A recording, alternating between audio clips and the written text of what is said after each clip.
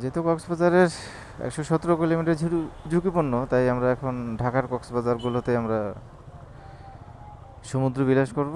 এই যে এখন আমরা আছি ঢাকার কক্সবাজারে। ঢাকার অধিকাংশ এরিয়া এখন কক্সবাজারে পরিণত হয়ে গেছে। বৃষ্টি হইলে মোটামুটি ভালো পানি জমে।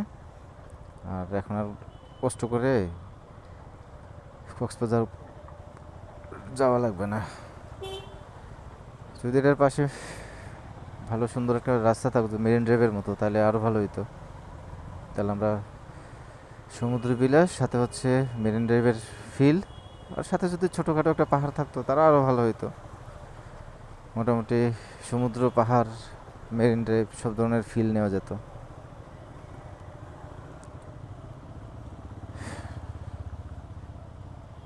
ঢাকা কক্সবাজার থেকে আপনাদের সবাইকে অসংখ্য ধন্যবাদ আমার এই বকবকানি শোনার জন্য। দেখছেন অবস্থা? শুধু এটা না, অনেক ঢাকার অনেক জায়গায় বৃষ্টি হলে এরকম মিনি কক্সবাজার হয়ে যায়। বাহ বাহ বাহ!